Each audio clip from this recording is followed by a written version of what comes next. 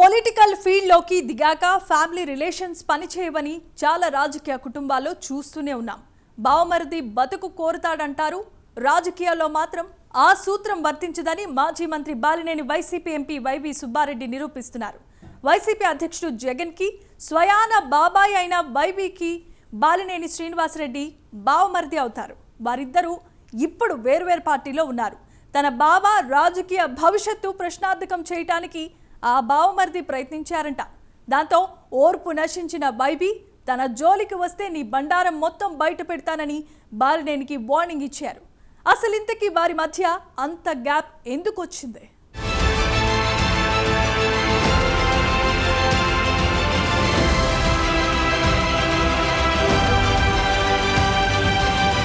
ప్రకాశం జిల్లా అద్దంకి ప్రాంతానికి చెందిన వైసీపీ రాజ్యసభ సభ్యుడు వైవి సుబ్బారెడ్డి, ఒంగోలు మాజీ ఎమ్మెల్యే మాజీ మంత్రి బాలినేని శ్రీనివాసరెడ్డి ఇద్దరు వైఎస్ కుటుంబానికి దగ్గర బంధువులు. వారిద్దరి మధ్య కూడా దగ్గరి చుట్టరికం ఉంది.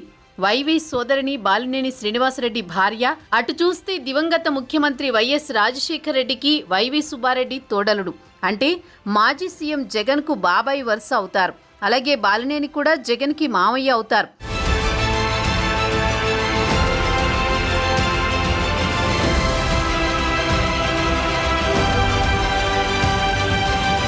చాలా కాలంగా బావా బామర్దులైన వైవి బాలినేని మధ్య పచ్చగడ్డి వేస్తే భగ్గుమంటోందట.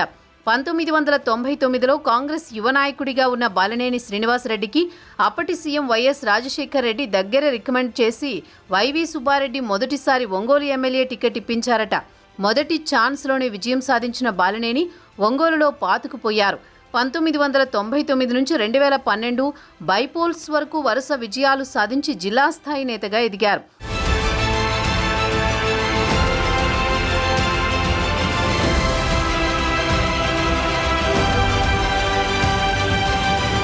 బాలినేని 2009లో గెలిచినప్పుడు ఆయనకు మంత్రి పదవి దక్కింది.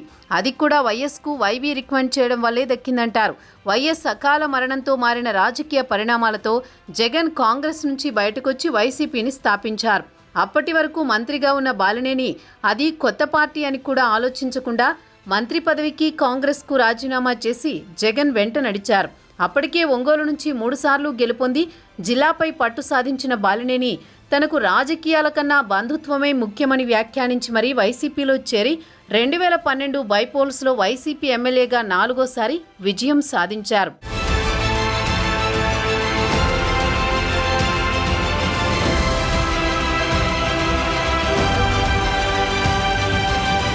ఆ తర్వాత రాష్ట్ర విభజన ఎఫెక్ట్తో వైసీపీ ఆంధ్రప్రదేశ్కే పరిమితమైంది. 2014 ఎన్నికల్లో తెలంగాణలో వైసీపీ ఖాతా తెరిచినప్పటికీ గెలిచిన 4 విలీనం పేరుతో టీఆర్ఎస్లో చేరిపోవడంతో ఆ రాష్ట్రంలో వైసీపీ దుకాణం సర్దేసింది. ఇటు ఏపీలో కూడా ఎన్నికల్లో జగన్ పార్టీ ప్రతిపక్షానికే పరిమితమైంది. అప్పటి వరకు హైదరాబాద్లోనే ఉంటూ వైఎస్కు రాజకీయ సహాయకుడిగా ఉన్న వైవి సుబ్బారెడ్డి జగన్ పక్షాన చేరి ప్రత్యక్ష రాజకీయాల్లో ఎంట్రీ ఇచ్చారు.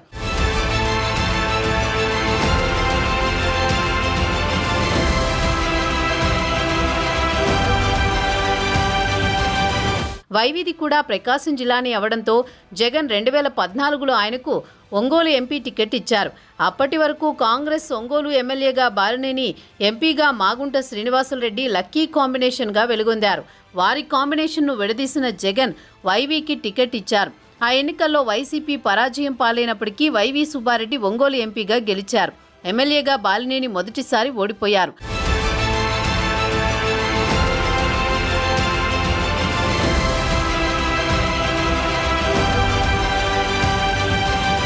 అప్పటి వరకు జిల్లాలో తిరుగులేని నేతగా ఉన్న బాలినేని శ్రీనివాసరెడ్డి అసలే ఓటమి బాధలో ఉంటే ఎంపీగా గెలిచినప్పటి నుంచి వైవి ఆయనకు తలనొప్పిగా తయారయ్యారట. జిల్లాపై పట్టు కోసం వైవి సుబ్బారెడ్డి ప్రయత్నాలు మొదలుపెట్టడం బాలినేనికి మింగుడు పడలేదట. ఆ క్రమంలో బావా బామర్దులు ఒకరిపై ఒకరు జగన్కు ఫిర్యాదులు చేసుకుంటూ పంచాయతీలు పెట్టేవారట. 2019 ఎన్నికల్లో వైవి సుబ్బారెడ్డిని జిల్లాకి దూరంగా ఉంచాలి అని బాలినేని శ్రీనివాసరెడ్డి సూచించడంతో జగన్ ఆయనకు టికెట్ ఇవ్వకుండా ఉభయ గోదావరి జిల్లాల పార్టీ ఇన్ఛార్జిగా పంపారట.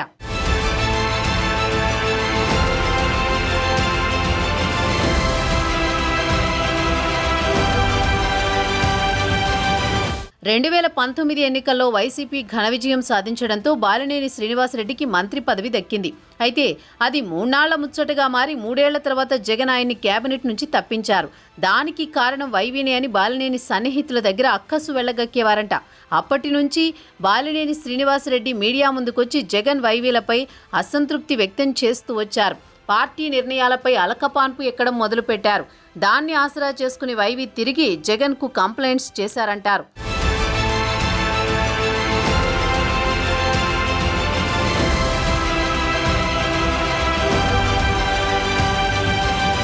చివరకు జిల్లాలో సీనియర్ నేత 5 సార్లు విజయం సాధించిన బాలినేనికి 2024లో టికెట్ లేదన్న ప్రచారం కూడా జరిగింది.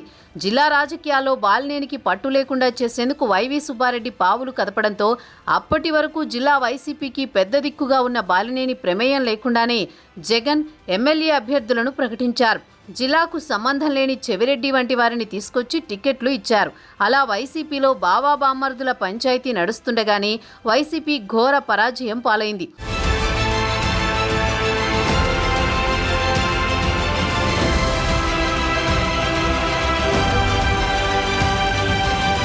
ఒంగోలులో ఓడిపోయిన బాలినేని తనకు విలువలేని చోట తనకు గౌరవం ఇవ్వని పార్టీలో ఉండనంటూ వైసీపీకి గుడ్ బై చెప్పి జనసేనలో చేరిపోయారు. దాంతో వైవీ సుబ్బారెడ్డి తన బామ్మర్దిపై విమర్శలు గుప్పిస్తున్నారు.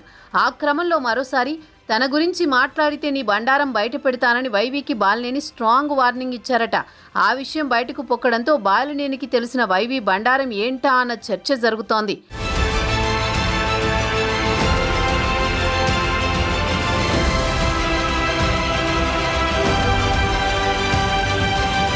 టీటీడీ చైర్మన్గా పనిచేసిన వైవీ సుబ్బారెడ్డి లడ్డూ వివాదంలో తీవ్ర విమర్శలు ఎదుర్కొంటున్నారు.